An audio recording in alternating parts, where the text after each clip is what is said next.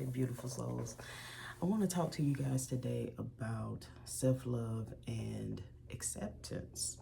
Um, with my recent experience going through a 20-year marriage that ended in separation and now divorce, I realized that sometimes we are loving people, we're showing them unconditional love, and they can be teaching us self-love.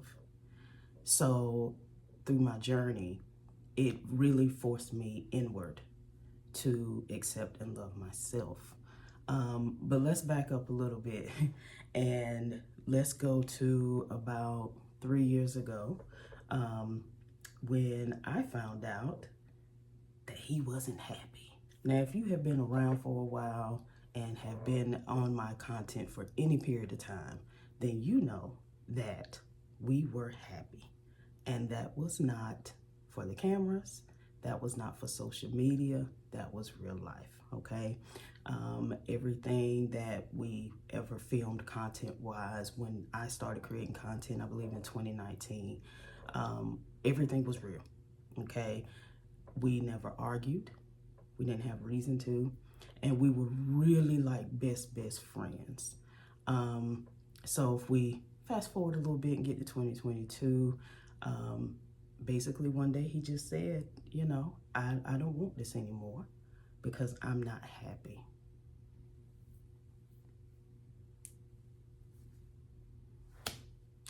And I never got a why.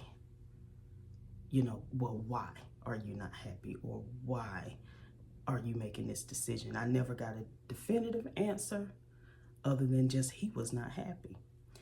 And through therapy and time, I have come to realize a couple things about the unseen. I think that for myself, and probably for a lot of you, we become so focused on the day-to-day, the family. We have our own responsibilities. We have jobs, and many of us are entrepreneurs on the side, or content creators, or whatever it is that you do. We become so driven with those things that there may be some stuff going on that we just don't see.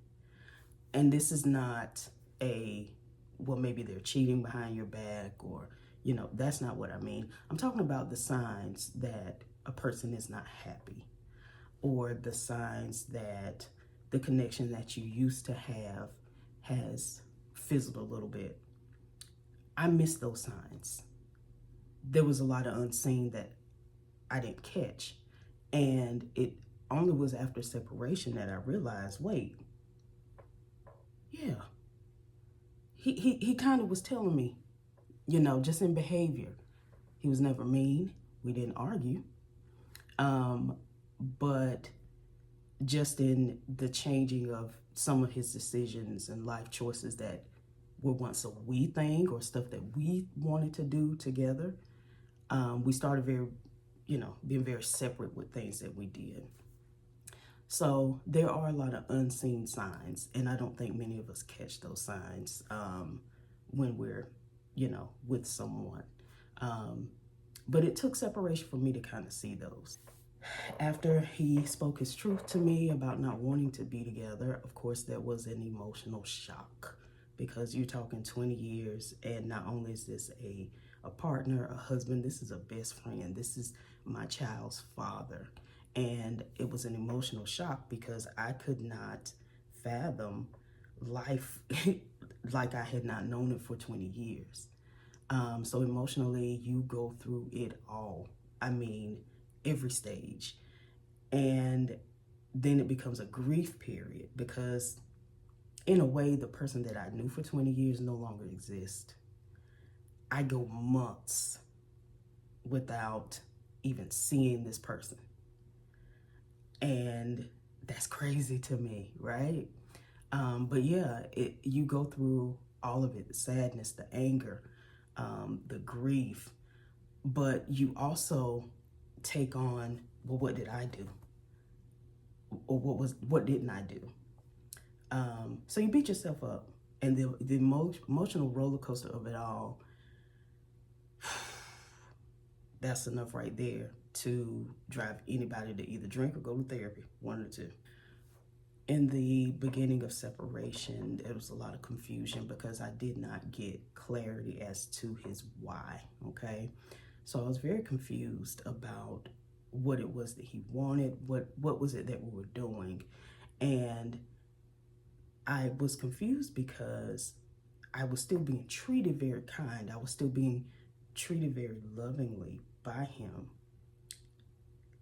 And that was one of those unseen things that, wait, he just didn't want to rock the boat. He didn't want to, you know, upset me in any kind of way. He didn't want conflict, so he kept it cool. You know, he kept it calm. All of that, but he had checked out a long time ago. And if ever one day we have the conversation, I don't know that we will, but I would like to ask him, you know, prior to 2022, sir, when did you check out? Because the behavior and the patterns were still very much the same.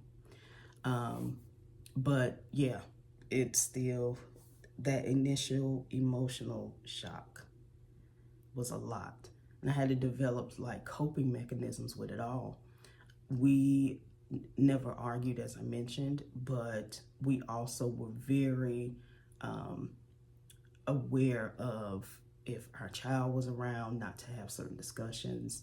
I had to come up with some ways to kind of keep myself grounded. We were still in the same house. I started taking guitar lessons at one point because it was soothing. I was going to Reiki therapy. I was journaling. I was, you know, going for walks. I would get in my car and go cry and come back, like, and wipe my face, and nobody knew I had been crying for an hour. Like, I had to come up with some ways to cope while we were separate under the same roof. After that, and I was able to, okay, I'm out. Let me get out of here. Our, at least where we were staying, was ending anyway. So we were building a home until he decided he didn't want to. That was one of those unseen signs. And so I was like, you know what? Let me just do what I got to do and go. And that right there was a big load off, because when you are with somebody in the same space and you know they don't want you, you talk about hurt. When you are going through any sort of separation and you have children involved, first of all, my child at the time was about 14, 15 years old. She's 17 now. If you are going through this and you have smaller children,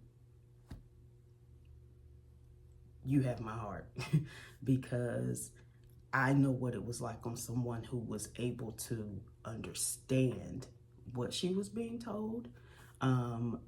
Therapy was needed, you know, even for her. And I'm concerned as to how all of this will impact her adult life or her adult relationships, you know, whoever she chooses to love. I'm concerned how what she went through in this may impact that. But younger children, if you have younger children and you're going through this, really you have my heart, because you have a different fight. You have custody to think about, and who gets who what holiday and all that kind of stuff. Hats off to you. So in the lovely state of North Carolina, they make you stay legally separated for 1 year and a day. Exactly. So January 2023, I'm out. January 2024, you hit 1 year and a day.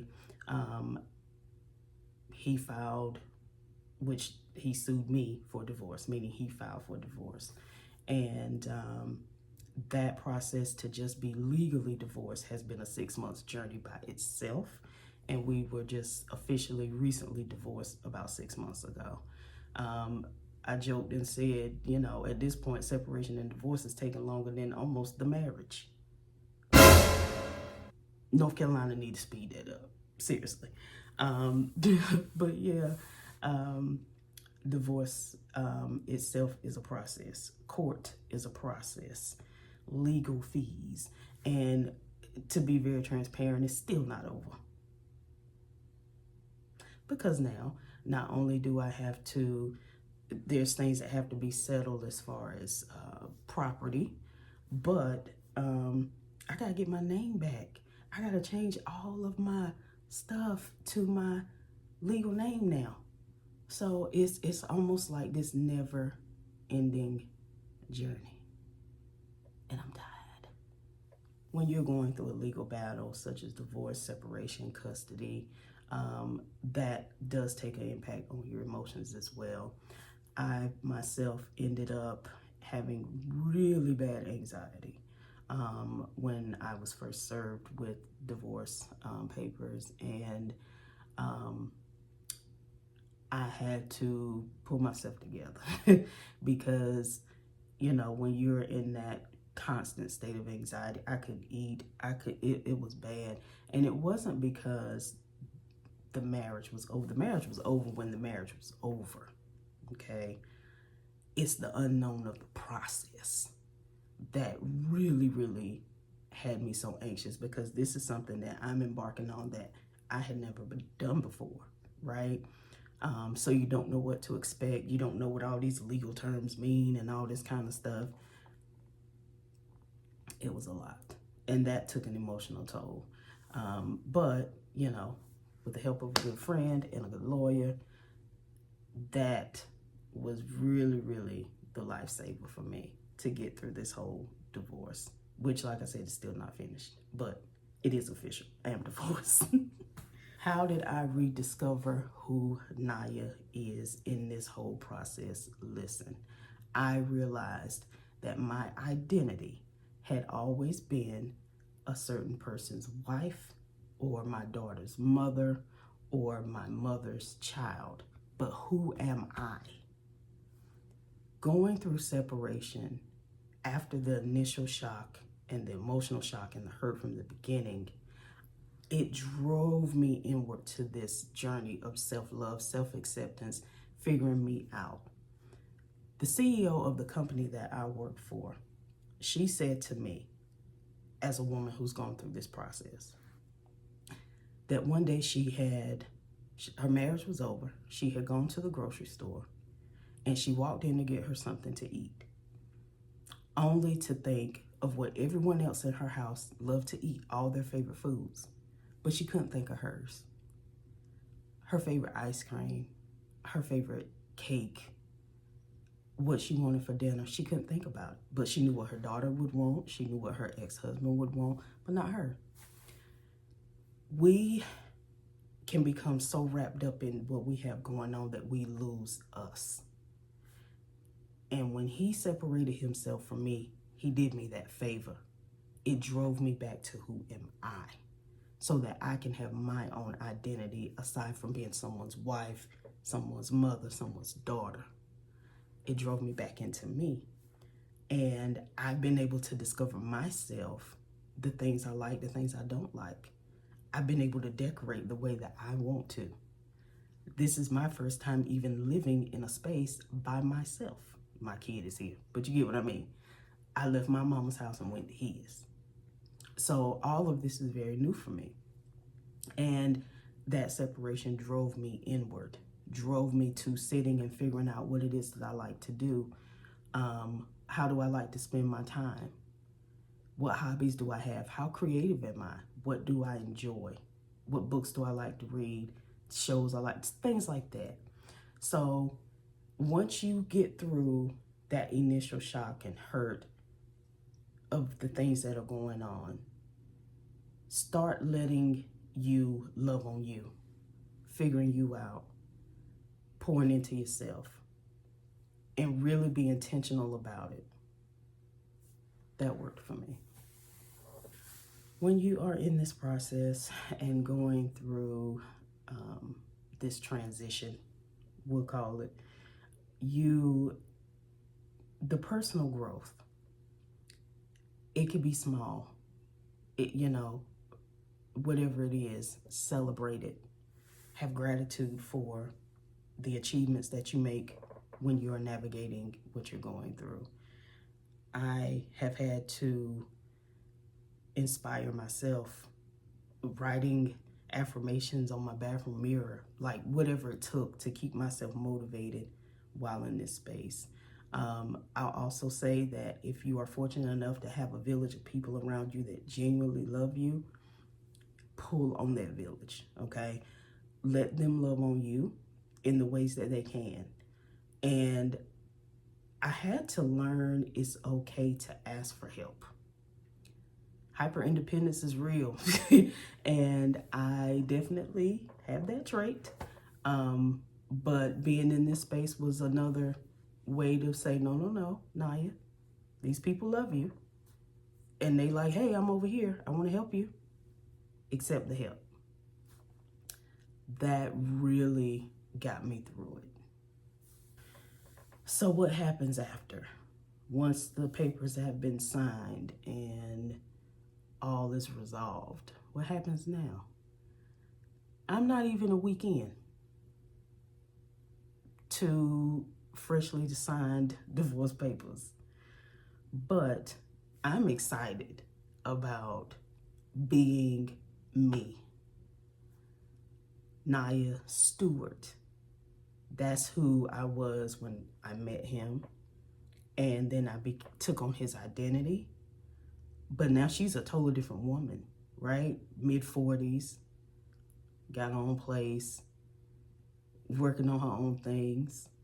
So I'm excited for this journey. I'm excited for the people that will cross my. I'm excited for this new journey. I am excited for what is to come, what is ahead for me to be me. And I'm excited that I get to do it with all of you. Thank you for watching this video. Make sure you have subscribed, click like on this video, follow my other platforms for other content, and I'll see y'all next time.